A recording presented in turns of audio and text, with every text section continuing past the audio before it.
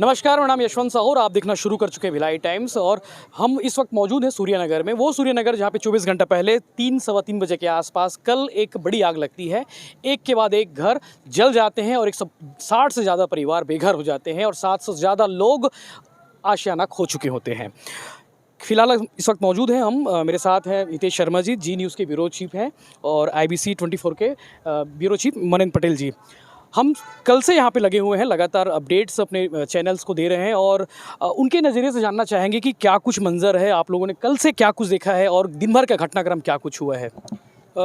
हमने अब तक ऐसी आगजनी केवल फिल्मों में ही देखी थी। मुझे याद आ रही है एक नाना पाटेकर की एक फिल्म थी क्रांतिवीर, उसमें इसी तरह की एक आग लगती है। लक्ष्मी नगर वो बस्ती थी और उसमें वो कलम वाली बाई, वो सब डायलॉग, वो सारी चीज़ें जब ये मंजर मेरे सामने था तो मुझे क्रांतिवीर का एक एक पहलू, एक एक डायलॉग और एक एक सीन याद आ रहा था। वैसी ही घटना हुई है। मुझे लगता है कि शायद दुर्ग जिले के इतिहास की ये सबसे बड़ी घटना है कि एक साथ पूरी बस्ती जलकर खाक हुई हो। लेकिन इसमें एक अच्छी बात ये रही, नवरात्र का पर्व भी है, कल अष्टमी की तिथि भी थी और शायद माता रानी की कृपा ये रही कि इस आगजनी में किसी की मौत नहीं हुई। जान की किसी की जान का कोई नुकसान नहीं हुआ। माल तो खैर उनके जितने मजदूर लोग थे, हमाल लोग थे, उनके घर थे, वो यहाँ अपनी अपनी झोपड़ियाँ बना करके रह रहे थे। लेकिन अच्छी बात ये हुई कि नुकसान नहीं हुआ, लेकिन नुकसान उनका जीवन भर की जो उनकी कमाई थी, जो पूंजी थी, वो पूरी तरह जलकर स्वाहा। लोग नोट दिखा रहे थे, जले हुए नोट दिखा रहे थे कि जो बच सका था वो बचा लिए थे। जी बिल्कुल, देखिए दोपहर का समय था और प्रायः ये मजदूर वर्ग के लोग हैं और इनका जो काम है वो फल बेचना है। ये क्या करते हैं, ठेले में अपने ये सुबह 8-9 बजे निकल जाते हैं और जगह जगह जैसे रिसाली है, नेहरू नगर, ऐसे जितने भी पौष इलाके हैं वहाँ पर भिलाई में ये लोग रेहड़ी लगा करके घूम के फल बेचते हैं। लेकिन कल हुआ ये था कि चूँकि जो नवरात्र का पर्व था तो अधिकतर लोग, जो अब नवरात्र में फलों की बिक्री बढ़ जाती है, लोग जो है वो फल ज़्यादा लेते हैं, इसीलिए लोग अल सुबह से ही निकल गए थे। कुछ लोग बता रहे थे कि 6 बजे 7 बजे से ही वो निकल चुके थे। प्रायः इनके दिन की शुरुआत सुबह 9-10 बजे होती है, लेकिन नवरात्र के कारण इनके दिन की शुरुआत सुबह जल्दी हो रही थी। तो ये सारे लोग जो है वो फल लेकर के सुबह सुबह निकल गए थे। लेकिन उनके बाद फिर जब ये जो फल बेच रहे थे तब अचानक से इन्हें पता चला, कईयों के घर में ताले लगे थे, सारे लोग जो है वो फल बेच रहे थे, धंधे पानी में थे, पूरे परिवार के साथ थे। इसी बीच इन्हें जो खबर मिलती है कि एक मकान में अचानक से आग लगी, ब्लास्ट हुआ, फिर वो धीरे धीरे पूरी बस्ती इसके जद में आ गई और सारे लोग अपना अपना धंधा, अपनी अपनी दुकान छोड़ करके यहाँ आए। जिससे जैसा हो सकता था वैसा उन्होंने कोशिश की और आग बुझाने का भी प्रयास किया गया। चूँकि जगह बहुत कंजेस्टेड है, सकरी गलियाँ है, इसीलिए फायर ब्रिगेड को भी टाइम लगाने में और इसके कारण आग बुझाने में थोड़ा देर भी हुआ। चूँकि चिलचिलाती धूप है, गर्मी बहुत ज़्यादा है, 40 के पार टेम्परेचर चल रहा है, तो उसके कारण भी आग इतनी तेज़ी से जो फैलती गई कि पूरी बस्ती को आग ने अपने जद में ले लिया। सब एक चूक भी हुई है प्रशासन की ओर से, कहा जा रहा है कि फायर ब्रिगेड की गाड़ी को 1.5 घंटे से ज़्यादा वक्त लगी, वो फायर ब्रिगेड की गाड़ी, BSP की गाड़ी, जो 50 मिनट में गोंदिया तक जाके आग बुझा के आ जाती है।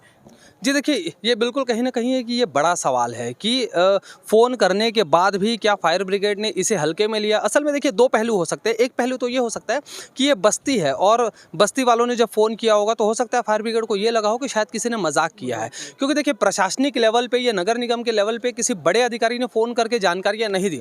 अब चूँकि दूसरा पहलू ये भी है कि हाईवे से सटा हुआ इलाका है, नेशनल हाईवे जो है वो सामने है, हाँ वो सामने है, लगातार जो है वो कंस्ट्रक्शन की टीम यहाँ पर लगी है, नगर निगम का जो ऑफिस है वो चंद कदमों की दूरी पर है। लेकिन इतना होने के बाद भी फायर ब्रिगेड का विलम्ब से आना कहीं ना कहीं सवाल तो है।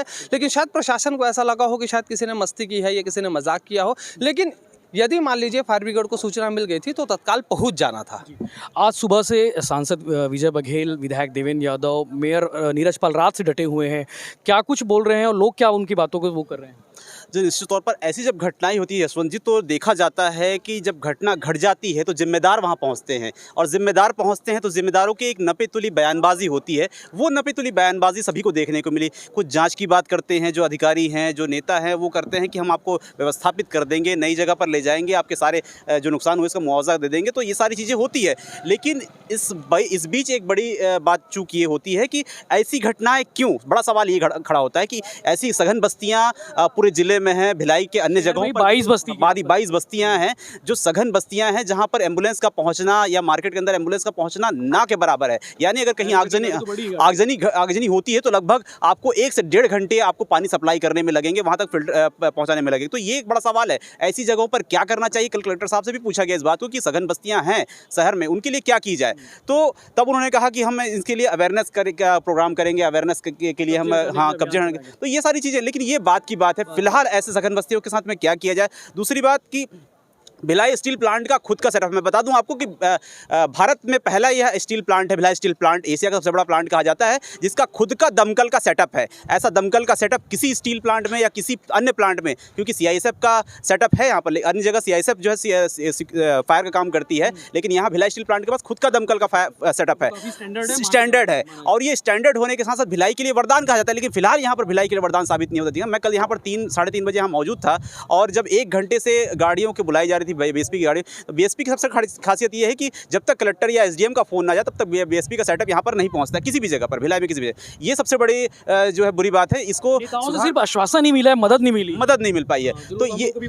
तो इसमें कलेक्टर साहब को एक नई सिस्टम शुरू करनी चाहिए, या जनप्रतिनिधि उनको मांग करनी चाहिए कि जो बीएसपी की गाड़ी है उनको पहली प्राथमिकता दी जाए। नगर सेना की जो गाड़ियाँ हैं वो तो पहुँची जाती है, लेकिन वो टेक्निकली इंप्रूव नहीं, टेक्निकली साउंड नहीं है वो, टेक्निकली हाँ, नगर सेना के जो सैनिक है टेक्निकली साउंड नहीं है। उनको एक गाड़ियाँ दे दी गई है, ट्रेनिंग दे दी गई कि आपको किस तरह से चलाना है। लेकिन भिलाई स्टील प्लांट के जो दमकल की कर्मी है वो बाकायदा फायर इंजीनियरिंग करके वो उस फील्ड में आते हैं, तो उनके पास टेक्निक है, सारी चीज़ें हैं। तो इस तरह की सारी चीज़ें सवालात खड़े करते हैं कि अब आगे की चीज़ें क्या। रायपुर में बहुत सी घटनाएं होती है, आगजनी की गर्मी आते ही आगजनी की घटनाएं बढ़ जाती है, तो शहर की सुरक्षा कैसे, शहरवासियों की सुरक्षा कैसे, चाहे मार्केट अंदर का प्लेस हो, चाहे कोई रहवासी इलाका हो, कोई प्लांट हो। पिछले दिनों प्लांट में आग लगी, आप देखे थे, जो शॉप फैक्ट्री थी वहाँ पर आग लगी, तो ये सारी चीज़ें बढ़ जाती है। वहाँ भी बहुत सारे चीज़ें जलकर खाक हो गई है ना। तो इस सारी चीज़ों को देखना, फिलहाल जान माल का नुकसान नहीं हुआ है, लेकिन आने वाले समय में इसके लिए उपाय क्या किए जाए, ये शासन और प्रशासन को सोचना होगा। सुबह एक मंजर था, जैसे अभी तस्वीर हम देख पा रहे हैं, मैं अपने संजय साथी से कहूँगा कि उसको दिखाया कि लोग अपने सामान ढूंढ रहे हैं उन आग के खाक के बीच में। देखिए, सब कुछ जलकर स्वाहा हो चुका है। अब लोग इस बात से हैरान और परेशान हैं कि उनका सामान कहाँ गया, क्योंकि सघन बस्ती है, घर सबके सटे सटे हैं। अब पहले जब घर बने थे तो सबको पहचान थी कि 1 नंबर का घर उसका है, 2 नंबर का उसका, 4 नंबर का उसका, लेकिन सब कुछ जलने के बाद अब लोगों को पता नहीं चल रहा है कि कौन सा घर किसका है, कौन सा घर जो है वो कौन सा घर है जिसमें लोग रहते थे। एक एक सामान ढूंढे जा रहे हैं। एक महिला आई थी हमारे पास सुबह, बता रही थी कि करीब 1 लाख रुपए वो रखी थी कैश, क्योंकि उसे पेमेंट करना था। नवरात्र में जो पूरे 7-8 दिनों की जो उसकी कमाई थी वो रखी हुई थी, फल का पेमेंट करना था, वो उसका जलकर खाक हो गया। कैश घर में रखे हुए थे कल भी। जी बिल्कुल, कैश तो था ही, उसके साथ कुछ गोल्ड बता रहे हैं कि इनके कुछ गोल्ड भी थे। अब चूँकि देखिए, ये लोग जितने भी लोग होते हैं ये हफ्ते भर का पेमेंट एक साथ करते हैं। ये हाँ, ये बिल्कुल ये रोलिंग होती है इनके सामानों की, कि ये लोग हर शनिवार को एक पेमेंट करते हैं कि शनिवार को हमको पेमेंट करना है, जिससे माल लेके आते, जो आढ़तिया होता है उसके लोग फल का पेमेंट करते हैं। पेमेंट रखा हुआ था, पैसे रखे हुए थे। आज सुबह से बड़ा भयावह मंजर ये है कि हम सुबह से देख रहे हैं, कुछ बच्चे हैं वो इसलिए हैरान परेशान है क्योंकि उनके पास पहनने को कपड़े नहीं है, खाने को राशन नहीं है, पीने को पानी नहीं है। कई बच्चे नंगे पाँव घूम रहे थे। कुछ सामाजिक संस्थाएँ ज़रूर आगे आ रही है, नगर निगम, जिला प्रशासन ज़रूर आगे आ रहा है, लेकिन कहीं ना कहीं ये अभी भी विचारणीय बिंदु है कि ऐसे दुर्ग जिले में कई ऐसी बस्तियां हैं जहां लगातार हादसे हो रहे हैं।